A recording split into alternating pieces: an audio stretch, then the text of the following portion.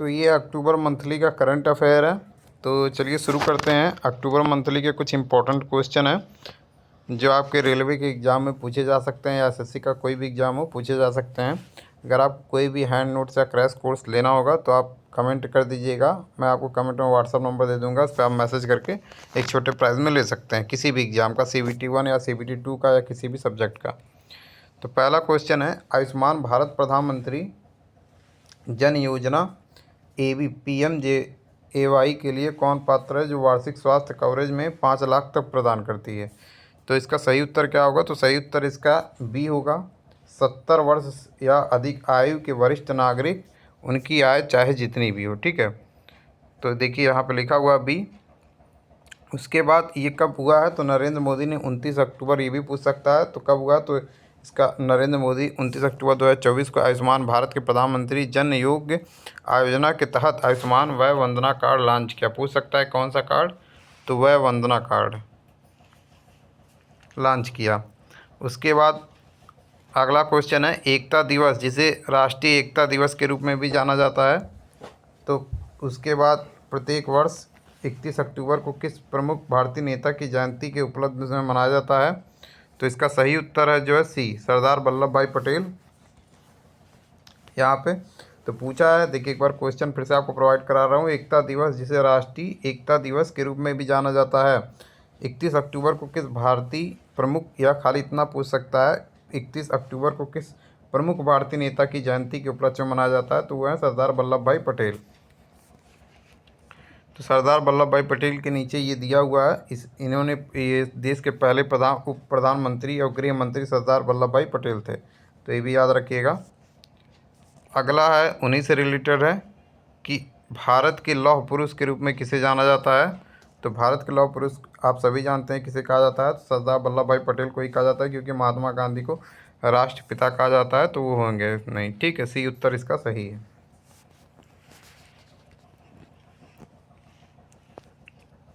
अगले क्वेश्चन की तरफ चलते हैं।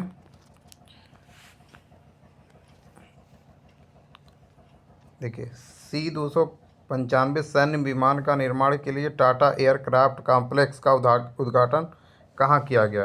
तो इसका कहाँ किया गया है? वडोदरा। ठीक है, इसमें किसने किया था? तो प्रधानमंत्री नरेंद्र मोदी और स्पेन के प्रधानमंत्री ने किया था। और एक इससे क्वेश्चन जैसे पूछ सकता है, तो अभी हाल ही में जो है किसका डेथ हुआ है? तो टाटा के जो प्रमुख थे उनका डेथ हुआ है। इससे अभी मैं आपको इसका अगला क्वेश्चन जो है कराऊंगा। ठीक है, स्पेन के प्रधानमंत्री, देखिए यहाँ पे लिखा हुआ है, पेड्रो साचेंस ने C-295 सैन्य विमान बनाने के लिए भारत के वडोदरा में टाटा एयरक्राफ्ट कॉम्प्लेक्स का उद्घाटन किया। अगला क्वेश्चन है, एम्स दिल्ली द्वारा किए गए ग्रास रूट क्लिनिकल ट्रायल का उद्देश्य क्या है? तो इसका जो उद्देश्य है वो बी है, स्ट्रोक के उपचार के लिए स्टेंट रिट्रीवर की सुरक्षा और प्रभावशाली का परीक्षण करना। तो ये जितने भी क्वेश्चन हैं ये सारे इंपॉर्टेंट क्वेश्चन हैं, एग्ज़ाम में पूछे भी जा रहे हैं। ये क्वेश्चन जो अभी एग्ज़ाम हो रहे हैं वो सब में पूछे भी जा रहे क्वेश्चन। ठीक है, अगले क्वेश्चन की तरफ चलते हैं। अक्टूबर 2024 में पहली इटली में WTT feeder Cagliari table tennis tournament में महिला युगल खिताब जीतने वाली भारतीय टेबल टेनिस खिलाड़ी कौन है? तो इसका सही उत्तर है बी, यशस्विनी घोरपड़े और कृत्विका राय। तो याद रखिएगा ये कब का क्वेश्चन है? ये 27 अक्टूबर का क्वेश्चन है। ठीक है, अगले क्वेश्चन की तरफ चलते हैं। WTT चैंपियंस मोंटपेलियर 2024 में शीर्ष 8 में पहुंचने वाले पहले भारतीय टेबल टेनिस खिलाड़ी कौन बने? तो ये उसके बाद इसका सही उत्तर है सी, मनिका बत्रा। तो सही उत्तर इसका सी हो गया। ठीक है, फिर अगले क्वेश्चन की तरफ चलते हैं। हाल ही में किस भारतीय ग्रैंड मास्टर ने शतरंज में 2800 ALO रेटिंग के आंकड़ा पार किया और विश्वनाथन आनंद के बाद यह उपलब्धि हासिल करने वाले दूसरे भारतीय बन गए? तो इसका सही उत्तर आप लोग बताएंगे कमेंट करके।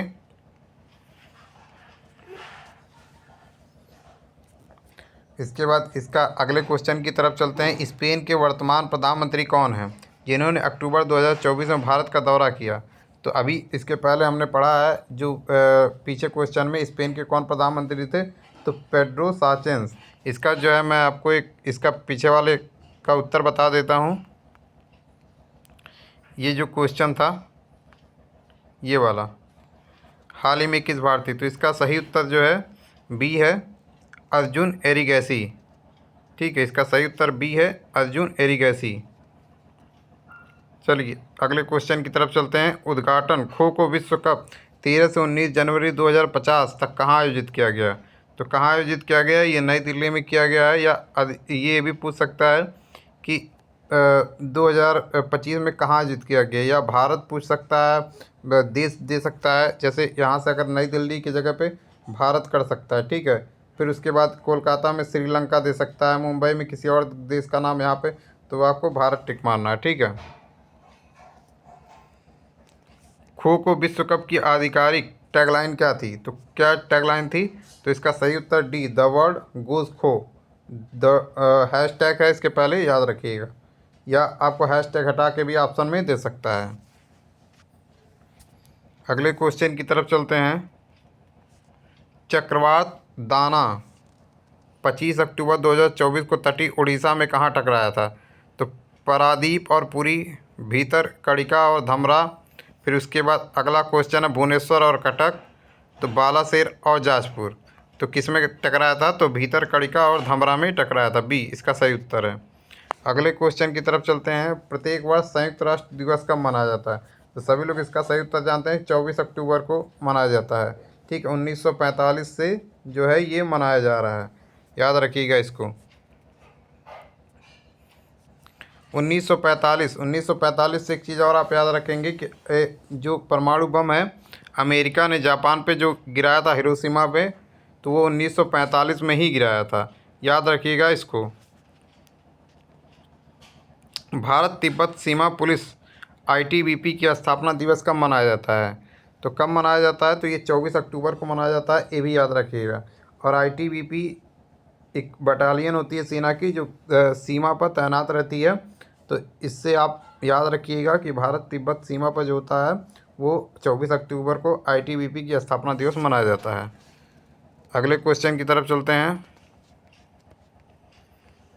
2026 राष्ट्रमंडल खेल किस शहर में आयोजित किए जाएंगे? लंदन, ग्लासगो, मेलबर्न, टोरंटो, कहाँ किए जाएंगे? तो ये है आपका सही उत्तर है बी, ग्लासगो।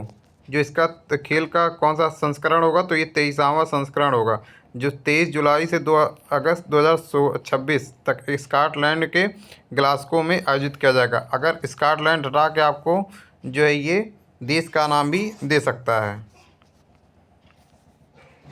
अगले क्वेश्चन की तरफ चलेंगे। 2024 ब्रिक्स शिखर सम्मेलन के दौरान किस देश ने अंतर्राष्ट्रीय बिग कैट्स अलायंस पहल प्रस्ताव रखा? तो किसने रखा था? तो भारत ने। अभी आपने देखा कि हाल ही में जो है ब्रिक्स की बैठक भी हुई थी। अगले क्वेश्चन की तरफ चलेंगे। अक्टूबर 2024 में वियतनाम के राष्ट्रपति के रूप में किसे चुना गया? तो किसे चुना गया? लुओंग को, कुओंग को। तो ये इसकी सही उत्तर है सी, ठीक है। वियतनाम की कम्युनिस्ट पार्टी पूछ सकता है कि जो वियतनाम के राष्ट्रपति हैं उन्होंने थोड़ा सा डीपली में जाने के लिए ये पूछ सकता है किस पार्टी से जीता है, तो वो है कम्युनिस्ट पार्टी या CPV, ठीक है। 15वीं ये भी याद रखिएगा, लेकिन ये उतना पूछेगा नहीं। अगले क्वेश्चन की तरफ चलेंगे कि भारत और पाकिस्तान किस समझौते की वैधता को अतिरिक्त 5 वर्षों के लिए बढ़ा पर सहमत हुए हैं, ठीक है, जिससे भारतीय तीर्थयात्रियों को गलियारे के माध्यम से पाकिस्तान जाने की अनुमति मिल जाएगी। तो किससे हुए हैं? इसका सही उत्तर देखते हैं। इसका सही उत्तर होगा सी, करतारपुर साहिब कॉरिडोर समझौता। भारत और पाकिस्तान की करतारपुर साहिब समझौता की वैधता अतिरिक्त 5 साल के लिए बढ़ाने पर सहमत हुए हैं। 24 अक्टूबर 2019 को हस्ताक्षरित मूल समझौता भारतीय तीर्थयात्री को गलियारे के माध्यम से पाकिस्तान के करतारपुर में गुरुद्वारा दरबार साहिब की यात्रा करने की अनुमति है। आखिरी क्वेश्चन लेते हैं। बंगाल की खाड़ी में 25 अक्टूबर 2024 को उड़ीसा तट पर जाने वाले भीषण चक्रवाती तूफान का क्या नाम दिया गया है? तो अभी हम इसके पहले बात कर रहे थे दाना, तो दाना का नाम दिया गया था, तो ये आखिरी क्वेश्चन था। ठीक है, याद रखिएगा, इसका सही उत्तर है सी।